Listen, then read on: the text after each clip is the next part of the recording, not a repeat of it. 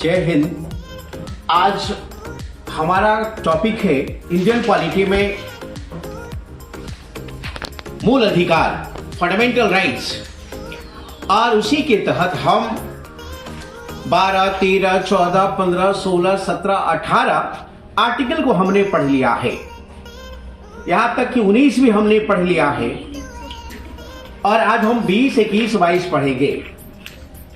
सच ये है कि आज मूल अधिकार के अंतर्गत हम स्वतंत्रता का अधिकार पढ़ेंगे, जो भारत के संविधान के अनुच्छेद 19 से 22 के बीच में उपस्थित है,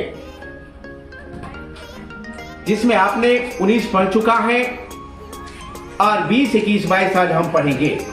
और यहां से सवाल होती है, चाहे प्रीलिम्स हो चाहे मेंस हो, ध्यान से समझना है।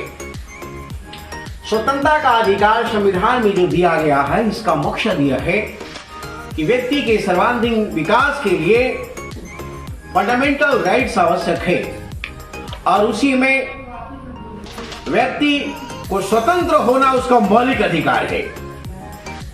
अपना विवेक और बुद्धि का प्रयोग जितना स्वतंत्र होकर आप कर सकते हैं, दूसरे के अधीन आप नहीं कर सकते।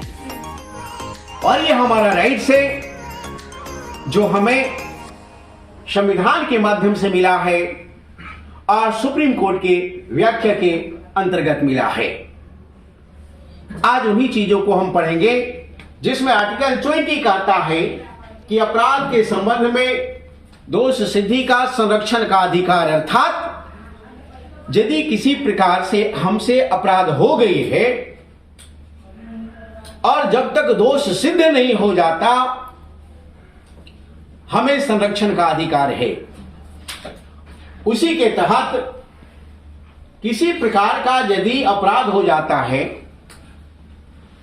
तो मनमाना पूर्वक दंड नहीं दिया जा सकता है।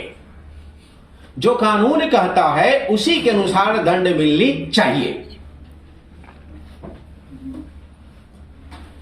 किसी कारणवश किसी अपराध हो गया तो आर्टिकल 21 कहता है, 20 के अंतर्गत 1 कहता है कि वर्तमान कानून के तहत अपराध से संबंधित जो सजा का प्रावधान है, वही प्रावधान उस पर लागू होनी चाहिए। पास्ट में क्या था, फ्यूचर में कानून क्या था, इसका कोई मतलब नहीं है। वर्तमान में उस अपराध से संबंधित जो सजा का प्रावधान है, वही आपको उपलब्ध कराया जा सकता है। वर्तमान कानून जो लागू है, उसी के अधीन आपको किसी अपराध के संबंध में सजा दिया जा सकता है। यह आर्टिकल 21 कहता है, 20 के 1 क्लाउज कहता है। 20 का क्लाउज 1 याद रखना है। 20 का क्लाउज 2 क्या कहता है? 20 का क्लाउज 2 कहता है कि एक अपराध के लिए एक ही बार सजा मिलनी चाहिए। मान लिया कि बिहार में हाई कोर्ट है, दिल्ली में भी हाई कोर्ट है। अब सवाल है, जो आपने गलती कर लिया है बिहार में, तो बिहार का हाई कोर्ट जो आपको सजा दे दिया है, लेकिन आप दिल्ली जाएं तो फिर से इस तरह का सजा दिल्ली हाई कोर्ट दे, इसका कोई मतलब नहीं है। अर्थात दोहरी सजा का प्रावधान नहीं है। एक अपराध में एक ही बार सजा दिया जा सकता है। एक बार आपने सजा काट लिया है तो दोबारा सजा का प्रावधान नहीं है, याद रखना है। तो ध्यान में रखना है, एक अपराध के लिए एक बार की सजा का प्रावधान कौन करता है आर्टिकल 20 का क्लाउज 2। अब क्लाउज पूछा जा रहा है एग्जाम में, याद रखना है। क्लाउज 1 के तहत कहता है वर्तमान कानून के तहत ही सजा का प्रावधान होगा। क्लाउज 2 कहता है कि एक अपराध में एक ही बार सजा होगी। और क्लाउज 3 कहता है कि जो भी दोषी है, अपराधी है, वो अपने विरुद्ध गवाह देने के लिए उसे बाध्य नहीं किया जा सकता है। यानी स्वयं के विरुद्ध गवाही देने से संरक्षण है। गवाही का मतलब कि जानबूझकर अपने के बारे में बताना कि मैंने ये काम किया, ये आपका काम नहीं है। आपने यदि कोई जुर्म किया है तो ये पुलिस का कर्तव्य है कि वो इसे साबित करे, और जब तक वो साबित नहीं करता है तब तक आप दोषी नहीं है, कानून के नजर में, याद रखना है। तो हर हाल में आपके दोष सिद्धि को लेकर जबरदस्ती खुद की गवाही बनाना, इससे क्या है? संरक्षण प्रावधान है। इससे क्या मिला हुआ है? संरक्षण मिला हुआ है। जबरदस्ती आपको पुलिस यह नहीं कह सकती तुम ये बोलो ये मैं किया। तो खुद के खिलाफ खुद के द्वारा गवाही से संरक्षण का प्रावधान है, मतलब देना जरूरी नहीं है। ठीक है, तो क्लाउज 21 समझ लिया। क्या समझा? वर्तमान कानून के तहत क्लाउज 22 क्या कहता है? एक अपराध के लिए एक ही बार सजा। क्लाउज 3 कहता है क्या? स्वयं के विरुद्ध गवाही से संरक्षण, अर्थात जबरदस्ती अपने खिलाफ आप गवाही नहीं दे सकते। समझ गए? तो ये तीनों से प्रश्न आएगा तो बन जाएगा, कोई दिक्कत इसे? अगला सवाल हमारा 21 है। 21 बड़ा इंपॉर्टेंट आर्टिकल है, ध्यान में रखना है। और इसके तहत प्राण एवं दैहिक स्वतंत्रता का अधिकार है, अर्थात हमें जीने का अधिकार है और गरिमापूर्ण जीवन जीने का अधिकार है। सिर्फ सांस लेने का अधिकार नहीं है, हमको अच्छे खाने का अधिकार, अच्छे पहनने का अधिकार, शिक्षित होने का अधिकार, घूमने का अधिकार, ये सारा अधिकार हमें ऑलरेडी गरिमामय जीवन को दर्शाता है। और इसको ध्यान में रखकर हम जिएंगे। कीड़े मकोड़े की जिंदगी नहीं जीना है। जी तो पशु भी जी लेता है, लेकिन क्या वो जिंदगी है? क्या नहीं। तो गरिमापूर्ण जीवन, जिसमें जीवन से संबंधित सारा संसाधन ज्ञान आपके साथ होनी चाहिए। तो गरिमापूर्ण जीवन की बात पहली बार सुप्रीम कोर्ट कहती है मेनका गांधी मामले में कि जीवन जीने का अधिकार का मतलब है गरिमापूर्ण जीवन से है, सिर्फ जीने से नहीं है, बल्कि गरिमापूर्ण जीवन जीने से। मतलब जीवन कैसा हो? पढ़ा लिखा हो, खूबसूरत। खूबसूरत का मतलब अंदर से बाहर से नहीं, याद रखना है। बौद्धिक विकास हुआ हो, उसका विवेक का डेवलपमेंट हो गया हो, प्रवृत्ति और निवृत्ति का ज्ञान हो। गरिमामय जीवन के लिए सब बहुत जरूरी है। तो इसलिए यह ध्यान में रखना है, गरिमापूर्ण जीवन जीने का अधिकार किस आर्टिकल में? आर्टिकल 21 में स्पष्ट कहता है कि विधि द्वारा स्थापित प्रक्रिया के अतिरिक्त कोई संस्था आपके प्राण और दैहिक स्वतंत्रता को छीन नहीं सकता है। छीना जाएगा तो विधि के द्वारा उसके अलावा किसी प्रकार के आपके प्राण को और देह को, शरीर को डैमेज नहीं किया जा सकता है। और इसी के तहत आपको बहुत सारे अधिकार प्राप्त हैं। गोपालन मामले में स्पष्ट कहा गया है कोर्ट के द्वारा कि यदि कानून का निर्माण सरकार कर रही है तो वो कानून तार्किक होना चाहिए। विधायिका कानून का निर्माण कर रही है तो वो तर्क पे आधारित होना चाहिए, और कार्यपालिका यदि उसे लागू कर रही है तो हर हाल में यह देखना कि प्राण और दैहिक स्वतंत्रता बना रहे, प्राण और दैहिक स्वतंत्रता डैमेज न हो। कानून लागू करते समय याद रखना है, व्यक्ति का जीवन जीने का अधिकार कम न हो, गरिमामयी जीवन जीने का अधिकार कम न हो। इसी के तहत सुप्रीम कोर्ट में जो व्याख्या के आर्टिकल 21 को, उसमें बहुत सारे अधिकार को उपलब्ध करा दिया है। और एक मानव के लिए खूबसूरत विधान है, याद रखना है, जो पहले नहीं था। यही डेमोक्रेसी की खूबसूरती है। प्रजातंत्र का यही खूबसूरती है कि जो हमारे द्वारा चुनी गई सरकार है हमारे लिए कितना बढ़िया सोचती है और इन सारी चीजों का प्रावधान करती है। संविधान की रक्षा के लिए न्यायपालिका तत्पर है और उसकी व्याख्या हमारे हित में है, याद रखना है। उसी में स्पष्ट कहता है चिकित्सीय सहायता पाने का अधिकार। यदि आपकी तबीयत खराब है, इमरजेंसी हेल्थ सर्विस के लिए सरकार को तत्पर रहना होगा। और पटना में पीएमसीएच इमरजेंसी वार्ड एकदम तैयार है कि नहीं, व्यक्ति की रक्षा के लिए, है ना जी। चिकित्सीय रक्षा के लिए किसी प्रकार की कोई शारीरिक कष्ट होता है उसके लिए हर जगह हॉस्पिटल है कि नहीं, मेडिकल सर्विस है कि नहीं। तो ये जो हमें अधिकार मिला है ये किसके तहत मिला है, संविधान के अंतर्गत किस आर्टिकल में। तो चिकित्सा पाने का अधिकार है कि नहीं। मान ले कि कोई गरीब हो, बड़े बड़े हॉस्पिटल नहीं दिखा, लेकिन सरकार उसके लिए उपलब्ध कराएगी फ्री सेवा, और फ्री ऑफ कॉस्ट उपलब्ध है जी। 2 रुपया 5 रुपए का रजिस्ट्रेशन कराइए और आराम से डॉक्टर को दिखाइए। समझ गए। नेक्स्ट, विधिक सहायता। स्पष्ट समाज के जो भी कमजोर वर्ग है उसको कानूनी सहायता प्राप्त करने का अधिकार है, कानून तक पहुंचने का अधिकार है। फीस ज्यादा है आज वकीलों का, चाहकर भी नहीं जा सकता है। इस संदर्भ में संविधान उसे संरक्षण प्रदान करती है कि गरीब से गरीब व्यक्ति अपने लिए वकील को हायर नहीं कर सकता, तो सरकार उसे सरकारी वकील उपलब्ध कराएगी और कानूनों तक पहुंच आसान बनाएगी। ये बहुत बड़ी बात है। आर्टिकल 21 के तहत प्राण और दैहिक संरक्षण को ध्यान में रखते हुए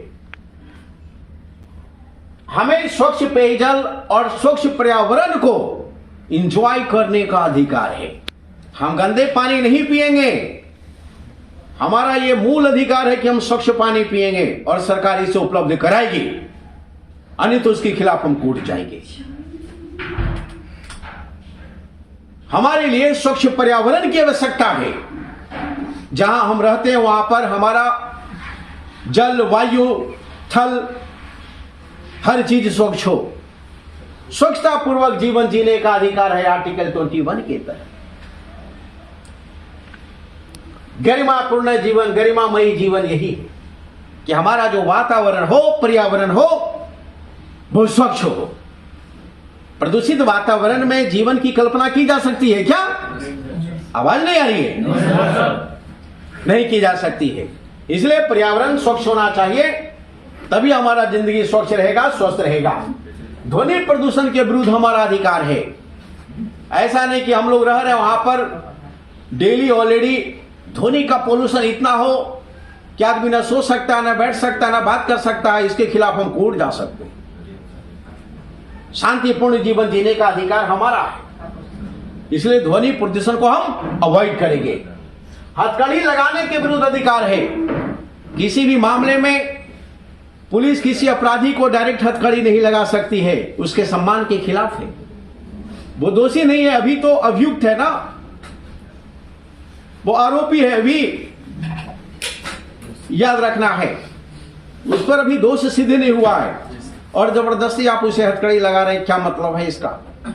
तो उसके प्रतिष्ठा को ठेस पहुंचता है। इसलिए स्पष्ट गाइडलाइन है कि सामान्य अपराधी को ऑलरेडी हथकड़ी नहीं लगाया जा सकता है। लेकिन किसी को अरेस्टिंग से यदि हिंसा का समस्या उत्पन्न हो गया हो, होने वाला है, या उसका हिस्ट्री बड़ा खराब रहा है, उस परिस्थिति में मजिस्ट्रेट के आदेश के साथ ही हम इसको हथकड़ी लगा सकते हैं। याद रखना है अपराधी को, ठीक है। सोने का अधिकार है हमको, नींद चैन के साथ, एकदम चैन के साथ हमको नींद लेने का अधिकार है। इसका मतलब 24 घंटा सुतले मत रहिए, आपका विकास नहीं होगा। सोने का मतलब एक स्वस्थ व्यक्ति को 6 घंटा एकदम निर्विघ्न रूप से सोना है तो सोना है, उसको किसी प्रकार का कोई डिस्टर्बेंस नहीं होना चाहिए। ऐसा नहीं कि सो रहे हैं लाउड स्पीकर लगा हुआ है रात दिन, तो इसके खिलाफ ये कोर्ट हम जा सकते हैं। निजता के अधिकार, राइट टू प्राइवेसी, क्या खाना है, क्या पीना है, क्या जीना है, कैसे ब्याह करना है, कैसे शादी करनी है, किससे करना है, ये हम तय करेंगे, ये हमारा विवेक तय करेगा, ये हमारा पर्सनल चीज है। इसे किसी में किसी प्रकार का कोई हस्तक्षेप नहीं होना चाहिए। समझ गए? ये निजता का अधिकार, राइट टू प्राइवेसी है। व्यक्तिगत जीवन में झांकने का किसी को अधिकार नहीं है। ये हमारा चॉइस होगा, हम जिसके साथ चाहेगा वो उसके साथ हम जिएगा। किसी प्रकार का कोई हस्तक्षेप नहीं होना चाहिए। लेकिन जीवन जीने के संदर्भ में मर्यादा, विवेक को ध्यान में रखना अनिवार्य है। सतत विकास का अधिकार, सोच लो, हमको विकास नहीं, जीवन नहीं, गरिमामयी जीवन जीने का अधिकार है। उसी तरह हमें विकास नहीं, सतत विकास का अधिकार है। अर्थात सरकार विकास कर रही है, तीन बातों को ध्यान में रखें कि संसाधन का जो हमारे लिए उपलब्ध करा रही है वो संसाधन वर्तमान आवश्यकता की पूर्ति के साथ साथ भविष्य की आवश्यकताओं को भी ध्यान में रखा जाए। यह हुआ सतत विकास। सतत विकास का मतलब प्रकार प्राकृतिक संसाधनों का इस तरह से वर्तमान में उपयोग हो जिससे भविष्य में भी इसका जरूरत को पूर्ति किया जा सके। ऐसा नहीं कि वर्तमान में यूज करके ऑलरेडी उसको हम दूषित कर दिए और भविष्य में हमारे यूज लायक वो नहीं रह गया हो, तो यह सतत विकास नहीं होगा। ये अंधाधुंध विकास है। अंधाधुंध विकास हमारे लिए घातक है। हम पृथ्वी को सुरक्षित नहीं रख सकते। पृथ्वी की रक्षा करनी है तो हमें सतत विकास पर बल देना होगा। मानवीय प्रतिष्ठा के साथ जीने का अधिकार है। व्यक्ति की प्रतिष्ठा को ध्यान में रखना है। जीवन ऐसा जीना है कि अपनी प्रतिष्ठा को बढ़ाते हैं तो दूसरे की प्रतिष्ठा को भी ध्यान में रखना है कि दूसरे को ठेस न लगे। तो प्रतिष्ठा, सम्मान, मान सम्मान, दूसरे का ध्यान रखना है। ऐसा नहीं कि हमारा काम बनता और आगे नहीं बोलेंगे, आप लोग होशियार हैं। तो याद रखना है 14 वर्ष की उम्र तक निःशुल्क एवं अनिवार्य शिक्षा का प्रावधान है। सोच लो, आर्टिकल 51 ए में है ना जी, और इसको हमने 86वें संविधान संशोधन में ऑलरेडी दिया है, याद रखना है। इसमें 21 में हमने इसको शामिल कर लिया है। मौलिक अधिकार है हमारा शिक्षा प्राप्त का, और इसी को ध्यान में रखते हुए हमने एक एक्ट बनाया, राइट टू एजुकेशन 2009 में, और 1 अप्रैल 2010 से इसे लागू कर दिया।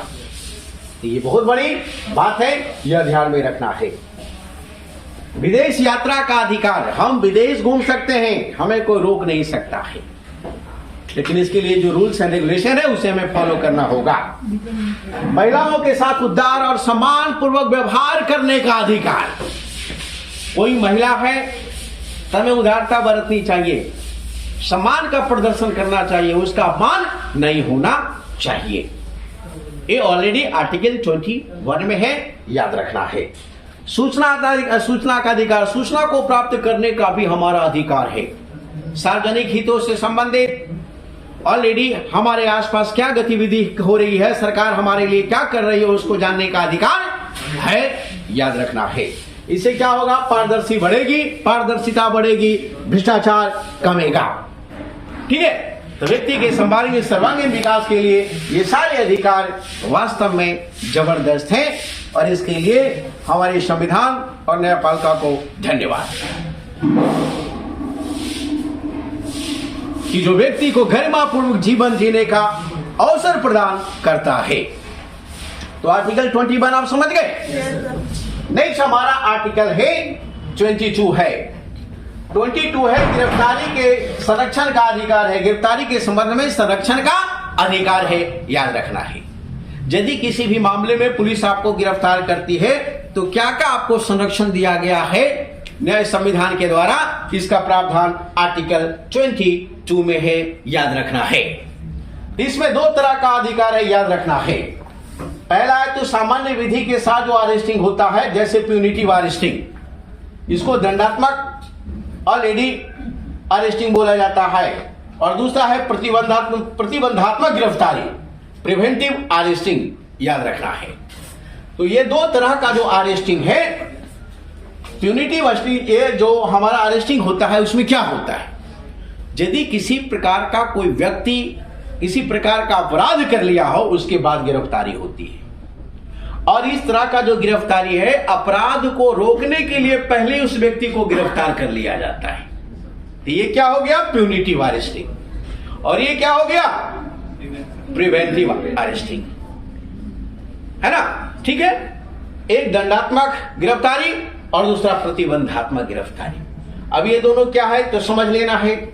अब दंडात्मक गिरफ्तारी में क्या क्या प्रावधान है और ऑलरेडी प्रतिबंधात्मक गिरफ्तारी में क्या क्या प्रावधान, तो आइए समझिए। देखिए, कहता है कि यदि किसी प्रकार की गलती के कारण किसी व्यक्ति को गिरफ्तार कर लिया जाता है तो ऑलरेडी उस व्यक्ति को अधिकार बनता है कि वो जाने कि हमें किस मामले में गिरफ्तार किया गया है।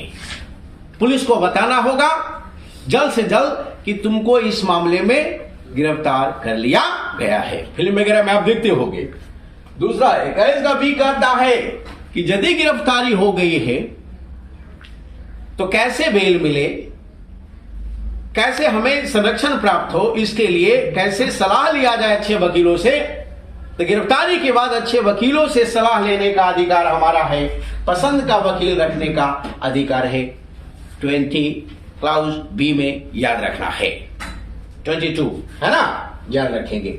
इस प्रकार से यदि किसी व्यक्ति को गिरफ्तार कर लिया जाता है तो वह व्यक्ति को अधिकार है जानने का कि किस जुर्म में तुम हमें गिरफ्तार किया है, तो बताएगा तुमने ये गलत काम किया है।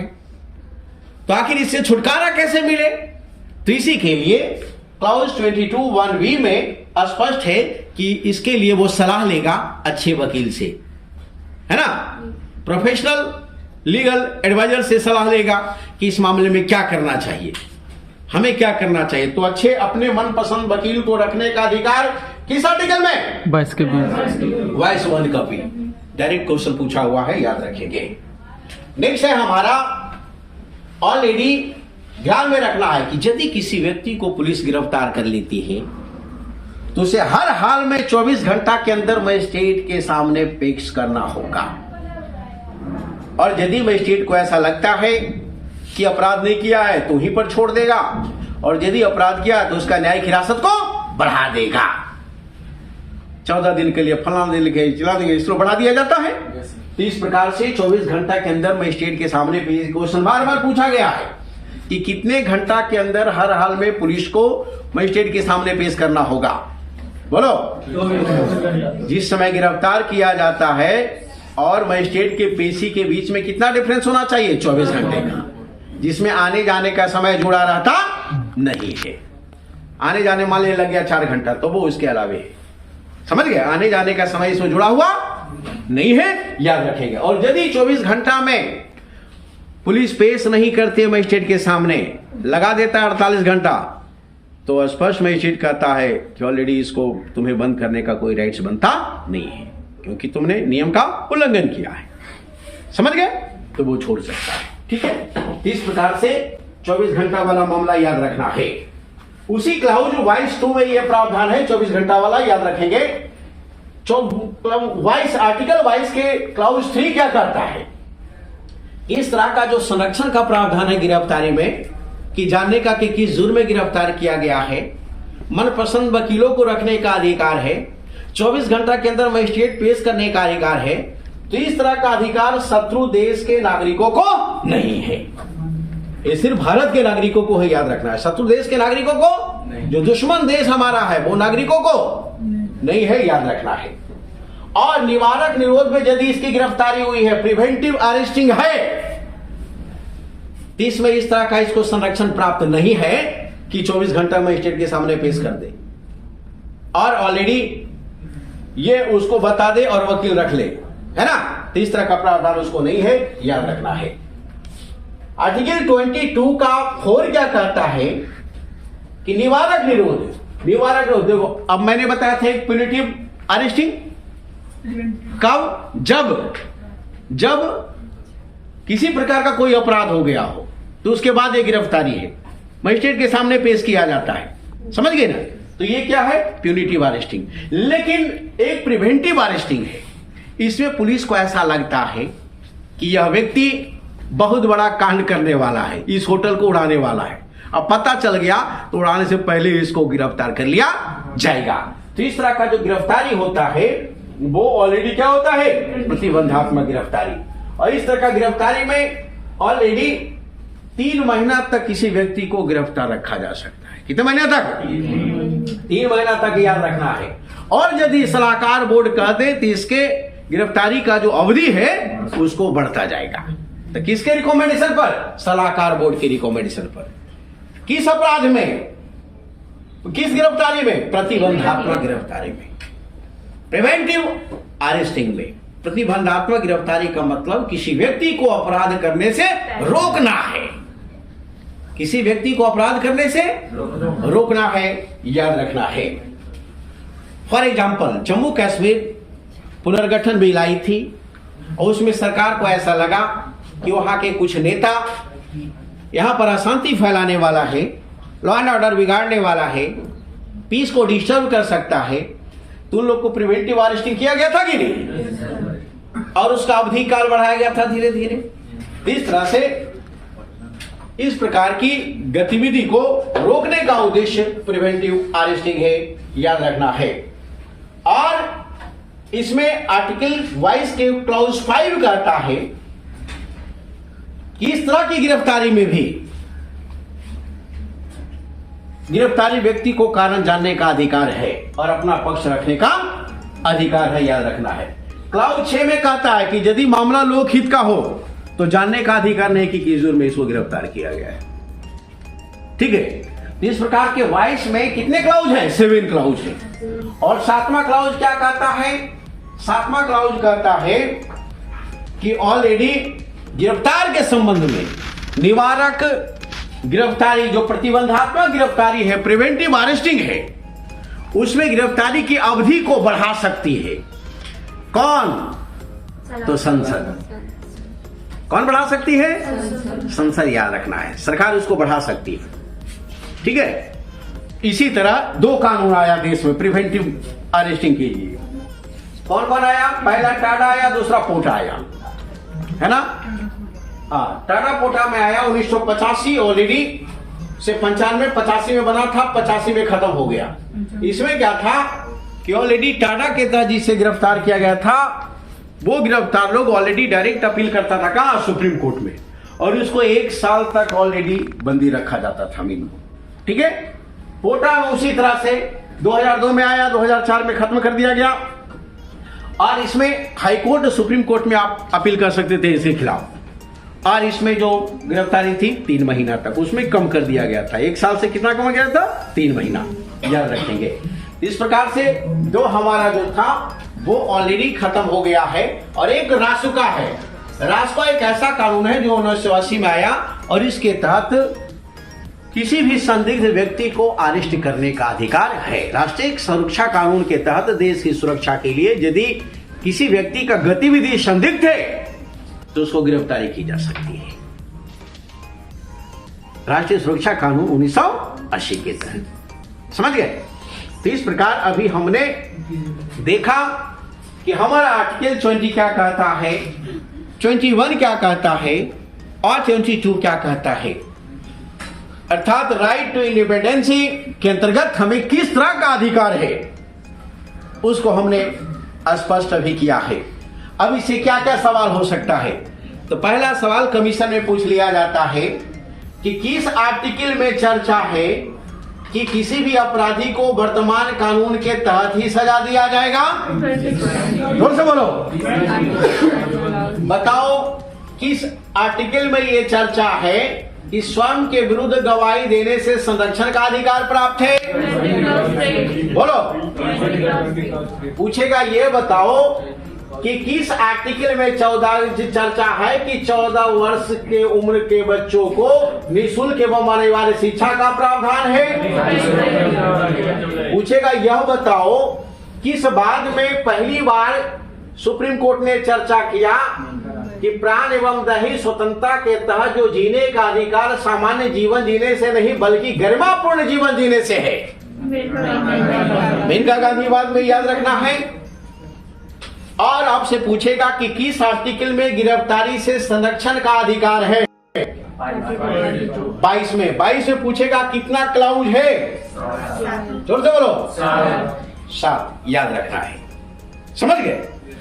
इस प्रकार के गिरफ्तारियां दो तरह की होती है, एक प्यूनिटिव होती है, दूसरा प्रिवेंटिव होती है, याद रखना है। पूछेगा सतत विकास का अधिकार किस अनुच्छेद के तहत, आवाज नहीं आ रही पीछे से। स्वच्छ पेयजल का अधिकार किसके तहत, हथकड़ी लगाने के विरुद्ध अधिकार किसके तहत, निजता का अधिकार किसके तहत, विदेश यात्रा का अधिकार किसके तहत, महिलाओं के साथ उदारता और सम्मान पूर्वक व्यवहार करने का अधिकार किसके तहत, विधि सहायता का अधिकार किसके तहत, चिकित्सीय सहायता का अधिकार किसके तहत। Any problem? तो इस तरह का सवाल उठता है और हमें लगता है कि आप जवाब दे देंगे और आपका रिजल्ट आपके पक्ष में होगा। Any problem? That's all. Jai Hind. Let it be now. गर्दा। दोस्तों आज के वीडियो में इतना ही। वीडियो पसंद आई हो तो वीडियो को लाइक कीजिए, चैनल पर नए हैं तो चैनल को सब्सक्राइब कीजिए। मिलते हैं अगली वीडियो में, तब तक के लिए एंजॉय योर लाइफ।